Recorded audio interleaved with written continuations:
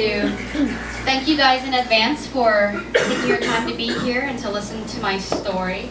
I'm just curious, but how many of you guys are morning people? Raise your hand. And then where are my night owls at? I'm actually both, so I like to burn the candles on both ends. It's a struggle. I don't like business hours. Anyways, I also wanted to thank for the breakfast tacos. Those are actually one of my weaknesses. Well, let me rephrase. Free breakfast tacos are my weaknesses. Yeah. It's actually only been recent that I realized that I am still adjusting to this new season of my life, because every time there's free breakfast tacos, I eat as much as I can because I still have this like starving artist mentality. But today I only ate 2. Only ate 2. There's more. Just the vegans ones left, if y'all. Anyways, still have it. First off, I just wanted to give photo credit to the photographer that took all the pictures on my slideshows. Me, myself, and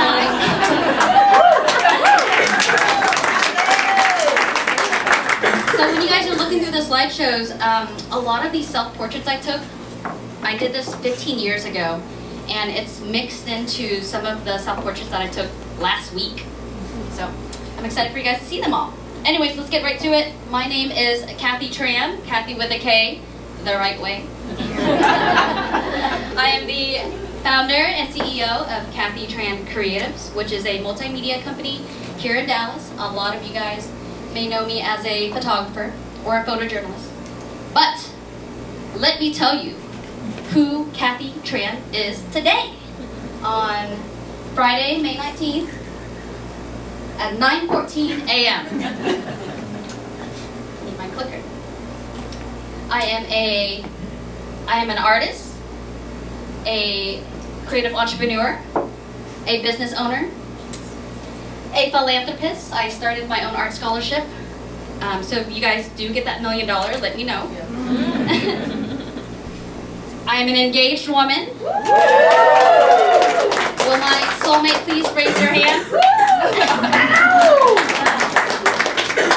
But here it is. And I'm also a first-time homeowner. I went from a 1,600 square feet, 1 room, 1 bathroom loft that doubled as my photo studio to a 5,500 square feet, 6 bedroom, 5 bathroom compound with its own photo studio space called Kessler Studio.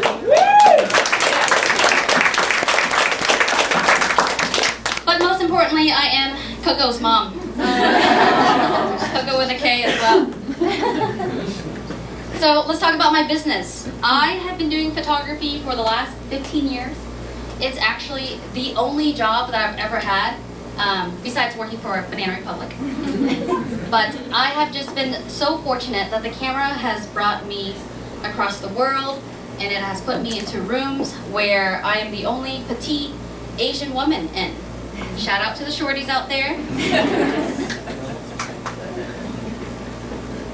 Some of my favorite people that I have photographed is President Joe Biden, to Mark Wahlberg, from Denzel Washington to Bishop T.D. Jakes. I'm actually his personal photographer. I have photographed Leon Bridges and Post Malone, and one of the most epic thing I did was when I photographed Leon Bridges for Billboard magazine, I put my signature in the back of the chalkboard. So if you have that copy, save it and sell it later. And then I shot Post Malone when this was his first ever performance. This was all before the tat, so actually I photographed pre-Malone. That is a clean face, that is a clean canvas. You won't see that anymore. Anyways, these are the publications that I have been shooting for the last decade. I've shot for Dallas Observer, D Magazine, Billboard, Advocate Magazine, many other magazines. I also had 2 of my art pieces in the Dallas Museum of Art 2 years in a row. The first one is a self-portrait where it was facing the fear of the monster under my bed. Instead of being afraid what was under there, I saw possibilities and opportunities. The second piece was a painting that I did by hand, and I named it Ministering the Little Girl in Me. And all of this came from just being in therapy at that time, so that's where the vocabulary came from, and that's kind of funny that it's now foreshadowing how I shoot for a bishop, and now it's Ministering the Little Girl in Me. Here are some of the companies that I have put my magic touch on. I have shot for Denny, 7-Eleven, Virgin Hotel, AT&T, and Main Event. Today, I feel confident. I feel proud. I feel grateful. And I feel powerful because I have been able to create this dream lifestyle for myself before I even knew what it looked like.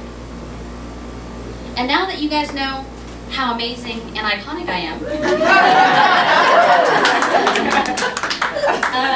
let me tell you who Kathy Tran was 20 years ago. I felt trapped, I felt abandoned, and I felt misunderstood because I was a young girl that dared to dream.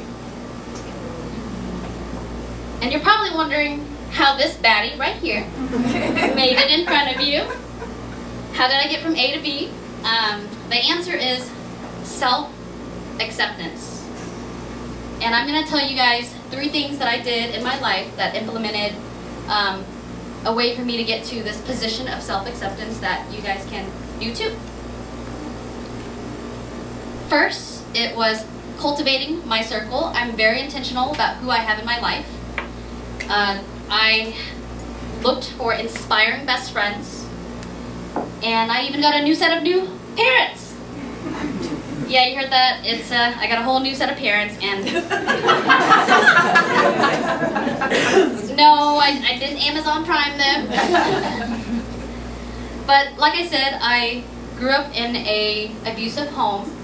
My dad was an alcoholic, but I have forgiven him since then because as I got older, I recognized how hard it must have been for him to be a Vietnamese American, taking the dirtiest jobs to support his family, even while he was an alcoholic. So I have forgiven him since then. But regardless, it just wasn't the environment for me to grow in, especially the dreams and visions that I had for myself.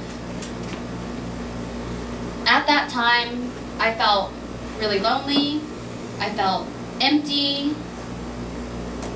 worthless for sure at that time. So I looked for love in all of the wrong places. I ended up being pregnant at 14 years old, and I had to emancipate myself to be an adult in order to seek care. And this was all while I was in between homes. But luckily, shortly after, I was adopted by my elementary school counselor and her husband, Connie and Dale. They really supported me throughout high school. They took me to plays, museums, poetry slams. I even learned how to put a napkin on my lap at Maggiano's. That was very new for me. But if it wasn't for their support and self-acceptance, I wouldn't be where I am today. It really meant a lot to me, and they had no idea what they were getting into. They knew I was really different, and I'm so glad that they nurtured that. But all of this wouldn't have happened if it wasn't for my Asian mom. She noticed that Connie and Dale really loved me and really cared about me. And so she put her ego aside. She put all the embarrassment aside because within our family and community, it looked like she failed as a mother because she lost the whole daughter. Her daughter left the house at 13, 14 years old. But to me, she is a strong woman because she took that chance, took that opportunity, put everything aside and allowed me to live with my elementary school counselor. And so if it wasn't for her I wouldn't have been able to do that. So shout out to another shorty, brought another shorty into this life. And for Asian American Pacific Islander Heritage Month purposes, I just wanted to let you guys know where my mom came from.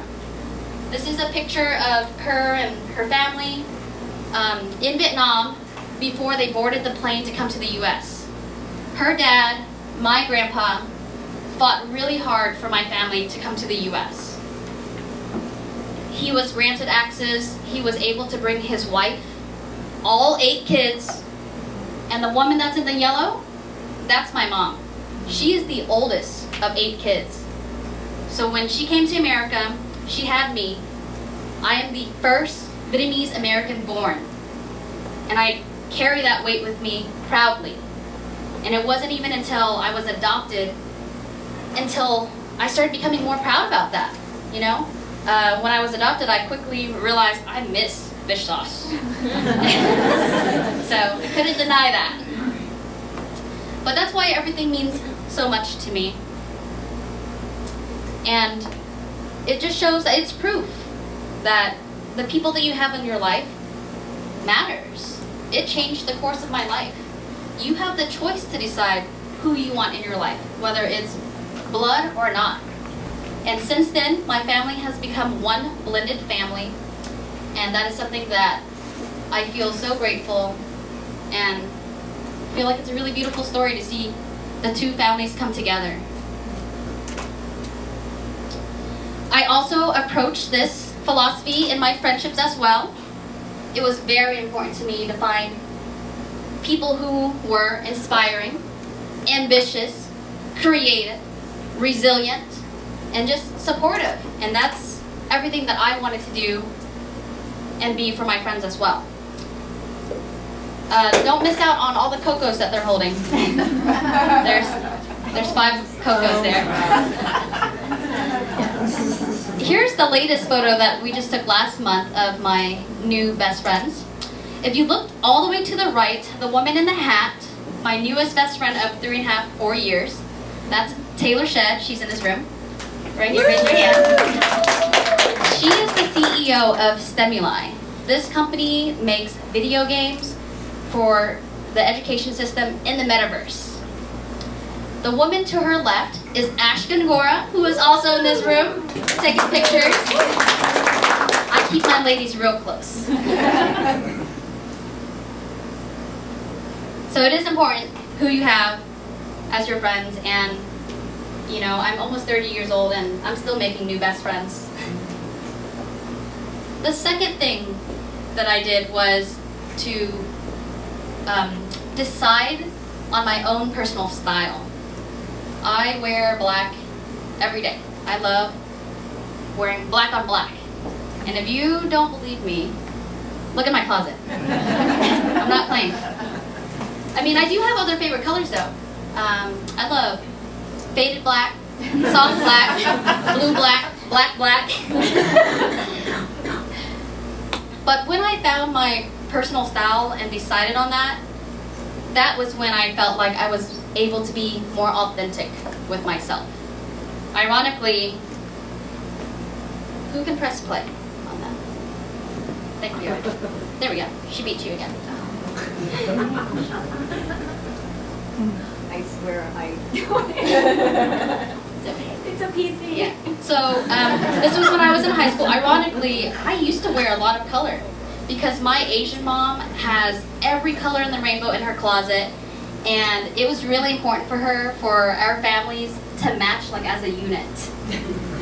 But at some point when I left and went on my own, something just clicked. I decided I'm just gonna wear all black. And when I did that, it brought me so much peace within myself. It was the minimalism that really helped me figure out who I am. And I think, you know, a lot of people may think like wearing black is boring, but it's a discipline that I'm really proud of to keeping up with for the last better half of a decade. So when I found my personal style, it really translated into the work that I did. I started photographing things that I love, and Dallas responded. My business was growing. It didn't even stop during COVID. It just kept going up. And so this is actually one of my favorite photos I've ever taken. My fiance Daniel and my bestie Ash Kangora, we went to Vietnam in 2019 for a whole month. For the first time, I've never been before. I got to meet my family, and this photo was taken on my family's coffee farm. No lights, no editing. This was just a few minutes before the storm came through. So this is my favorite photo I've ever taken. I love doing the Dallas Observer covers because it's very conceptual work. So this is one of my favorite things to do. I work really well under pressure, and journalism has no short of deadlines. So these are some of my favorites. This photo right here is actually a rock that I have inside of my new compound. And then these are my portraits that I've taken. I would say portraits is probably my favorite thing to do. You know, I used to paint, I used to draw, I used to do collages, but I always like to make the joke that like paint just does not dry fast enough for me. And so when I picked up the camera, besides loving technology, I love that with the camera and as an artist, it's not a lonely art form. I can work with other people, as many people as I'd like. So I love photography because of that. And here's my food photography. I actually started taking pictures of food around 19 when I went on my own. And I started it because that was how I ate. So I ate a lot of leftovers, I boxed it up, and because of that, I've never learned how to cook. And the timing was perfect because when I did try to cook, I met my fiance who's a chef. That's what I get for trying. And this is really wild to me because I went from a starving artist to turning this into my bread and butter. Like, this is what paid for the house.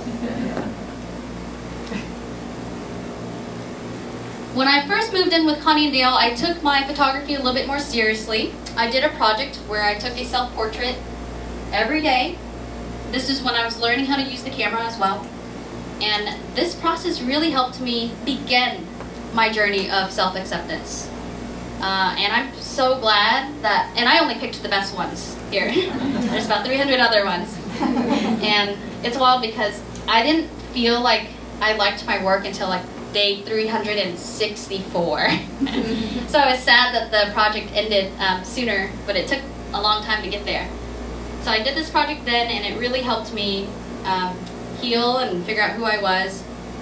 I started this project again this year, January 1st, except it's a lot more realistic. Yeah. Now that your girl has a job, responsibilities, a dog, and a man to take care of, it's a lot more realistic to do one self-portrait a week.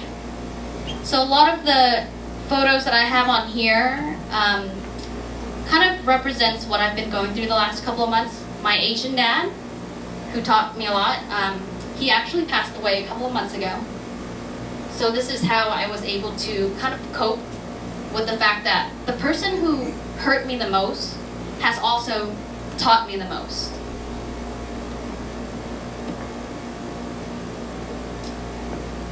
So it is important for you to figure out your style. And when I say figure it out, I mean you decide. You decide what you want your style to be. I wasn't looking for it. I just happened to wear black and I liked it, and I was like, okay, that's kind of different. That's kind of a weird choice to make, but it was a choice that really solidified my identity and who I am, and now my brand. The third thing that I did was commit to wellness. When I started my business, I quickly realized that you may be a business owner, but you're actually in the business of wellness, because when you're your own boss, you have to balance yourself out. You know, you can't call in for a sick day, you're not going to get paid that day. So I quickly learned that I had to keep myself healthy, to keep everything running myself. So in order to do that, I realized at a very young age and accepted the fact that I needed help, that I needed therapy. And I was fortunate to have the resources from my American parents to go to therapy starting at 15. We talked a lot. I still have the same therapist. And we did 7 years of talking before I decided to even take medication. I was 22 when I started taking PTSD medication, and that was when I think my whole life changed then. Because I worked so hard and I didn't understand why I wasn't where I wanted to be. But when I started taking this medication, it made me feel like myself. And it feels like I don't even take medication. It was like I was meeting my real self again for the first time. And I think there's a lot of stigmatism on medication, especially in the Asian community, even therapy alone. So not even just medication, but both. I realized that it was a chemical imbalance that I had that I needed help with, and I did those two things. Mental health is very important to me, just as much as physical health. I started as a boxer back in 2010, and within the last 4 years, I've been doing indoor cycling as my cardio. I just love cycling because there's AC, there's music, and it doesn't matter how far you ride, it doesn't double up your time to go back home. So I love indoor cycling. But exercise is really hard to keep within, to stay consistent in, but I gifted myself the gift of health on my 21st birthday. So instead of drinking, I said to myself, I want to be the best that I can be. Starting at 21, I had to attach it to something that was meaningful to me that I could remember for the rest of my life. So I wanted to be the best fit mentally and health-wise. And it is tough. It has been a long journey and it's changed a lot. But here are some of the things that I did to help me stay on track.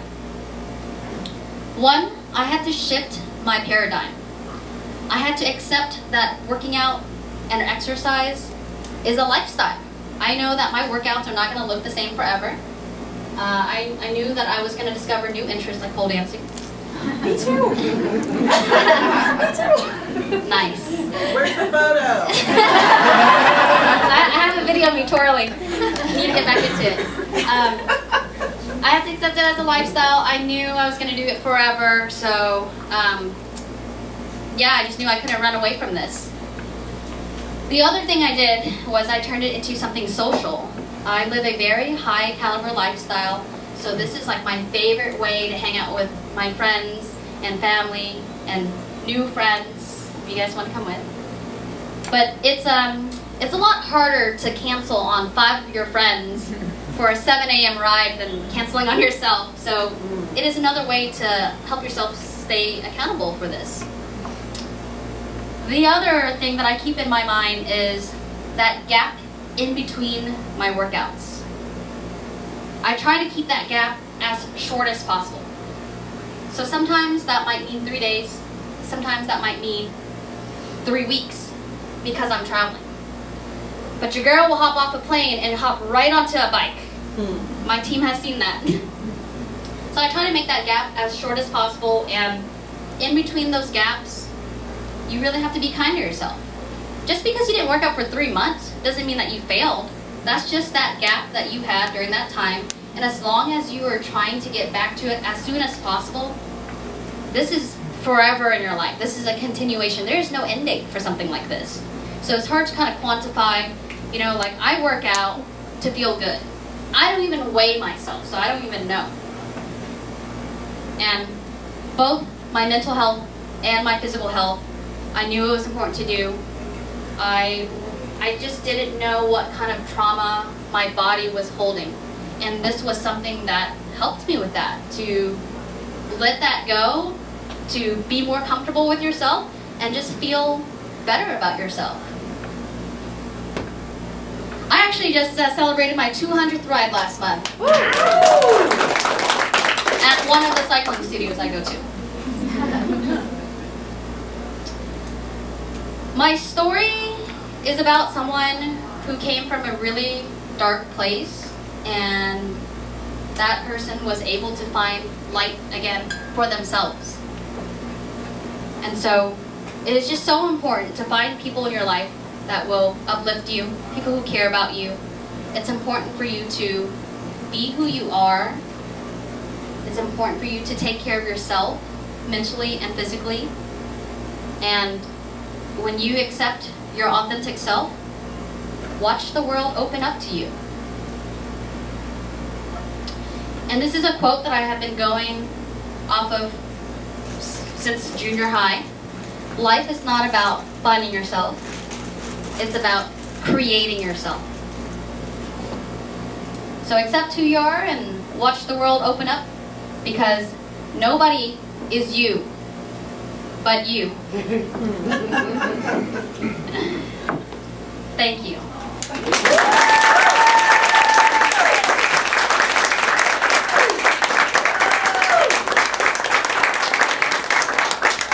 have 10 minutes for Q&A, but before that, I just want to give a couple of quick shout-outs.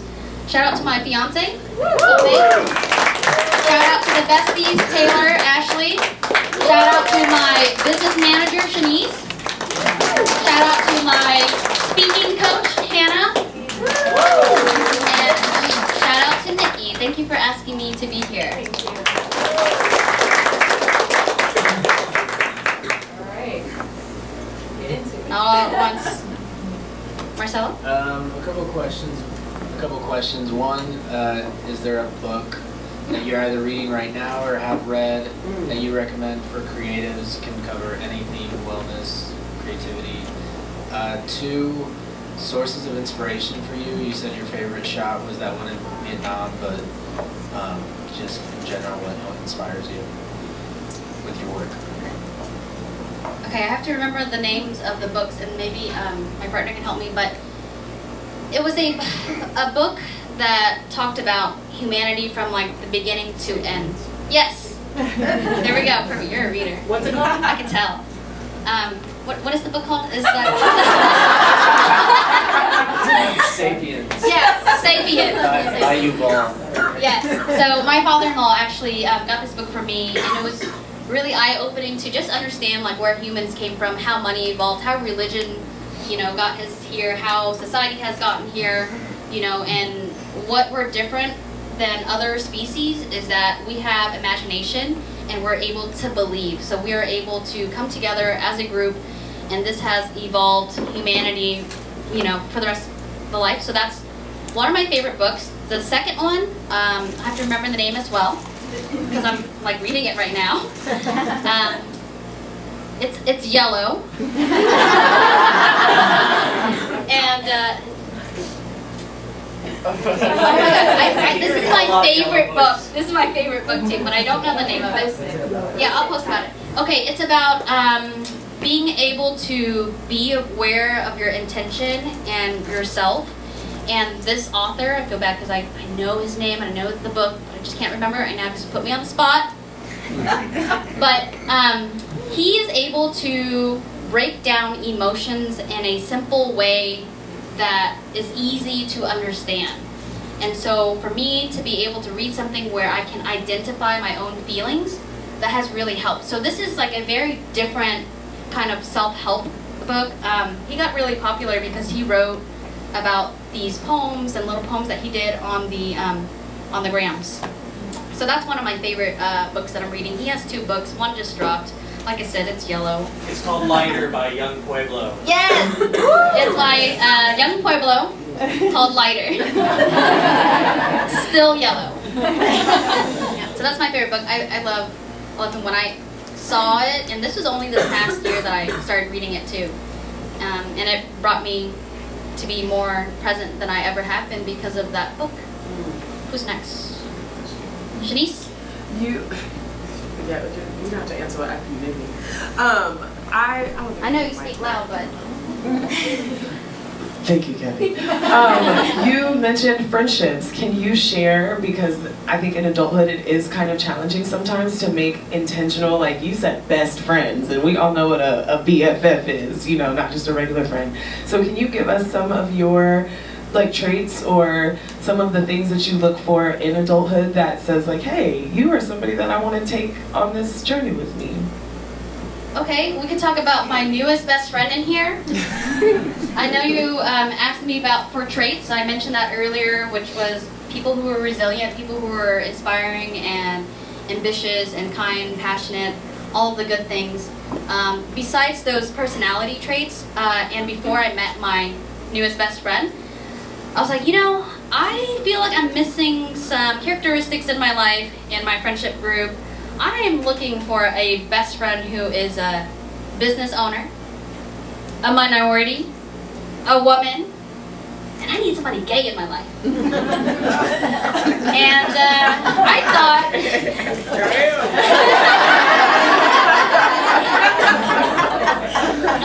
and I thought I was gonna find that in like multiple people, but when I was on a cruise with Bishop T.D. Jakes, my friend Taylor was on there because she was working on his wife's social media.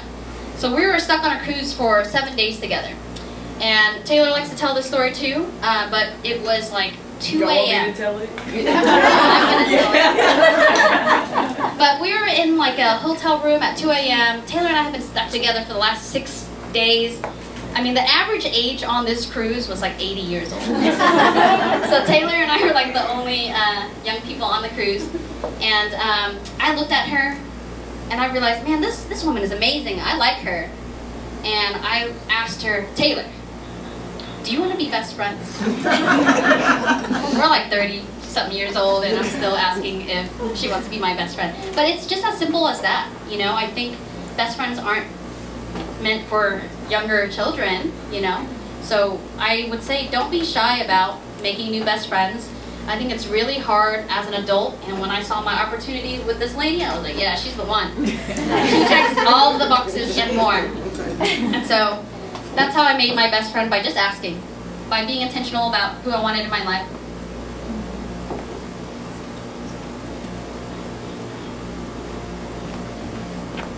Thank you. Hannah? Kathy, we just heard about your transformation, which is amazing. So often we don't take the time to look at our own life and like where we've gone. So my question for you is, what's the one thing that you would tell Kathy 20 years ago, that 10-year-old little girl? Thank you. What would I tell myself 20 years ago?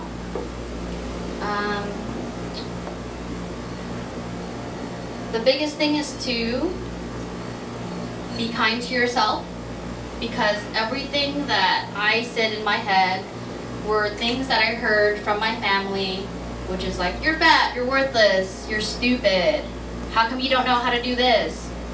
And that really played in my head for a really long time, so much so that I didn't even like notice it, because it played in the background, not until I went to therapy and realized that's not how you should be talking to yourself. So sometimes I even catch myself right now saying things like, girl, you they don't want to hear you up there, you know. But I tell myself, hey, don't talk to your friend like that.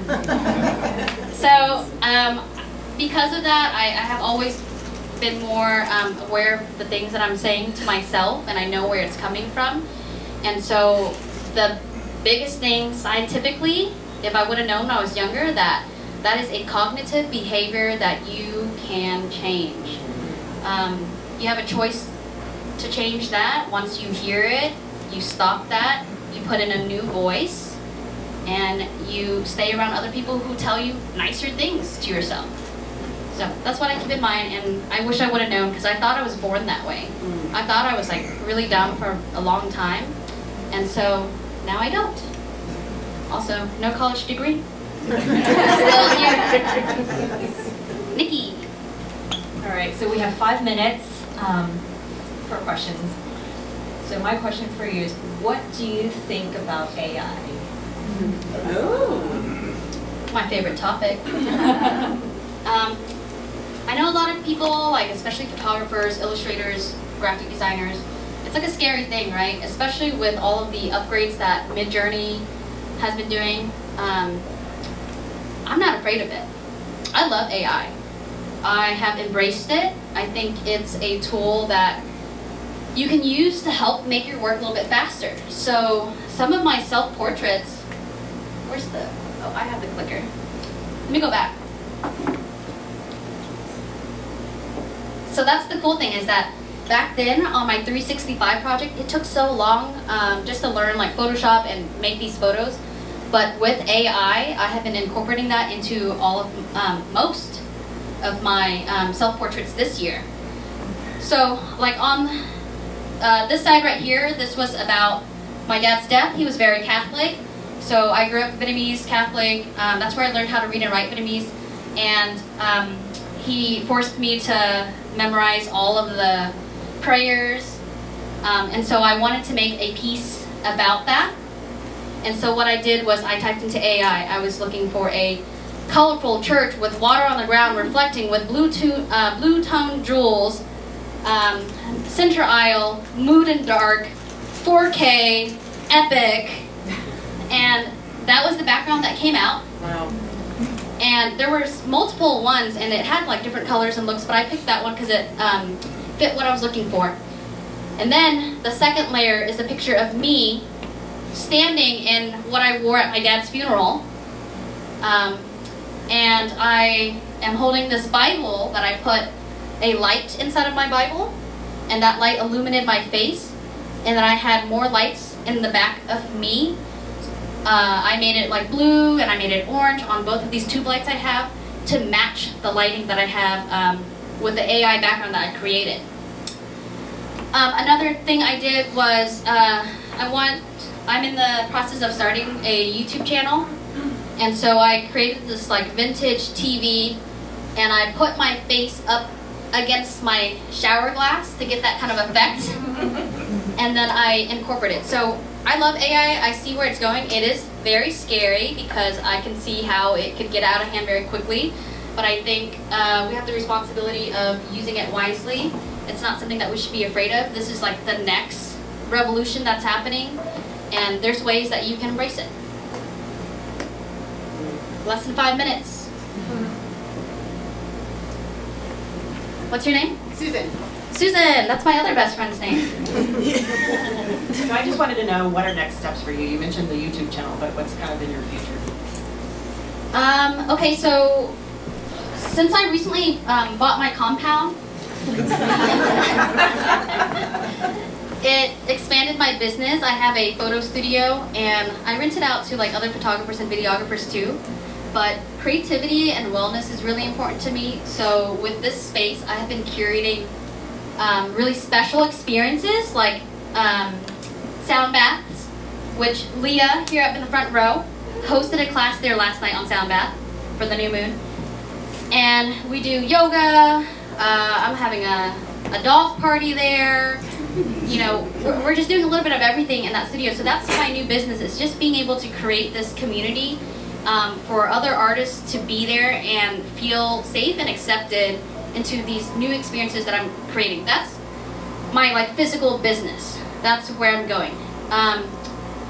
But for myself, I don't want to be just known as a photographer. I don't want to be hired just because I'm a photographer. I'm hoping to be more open about myself and my story and be more comfortable with expressing myself on the internet and have a bigger digital footprint. And I'm hoping to just really build my brand, and speaking here is one of those first steps.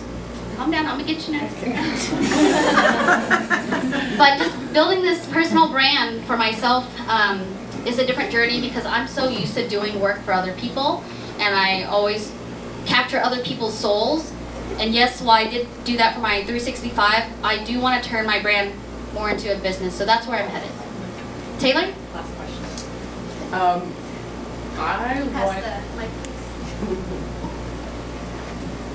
I think you are doing work, and even this conversation where you're like punching a dent in the world, whether you realize it or not. So my question for you is, what's the world going to say about you after you've done all the things that you want to do?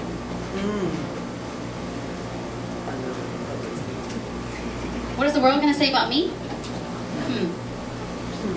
All right, so I have been thinking about my legacy, and the short of it is I want to be another Hello Kitty.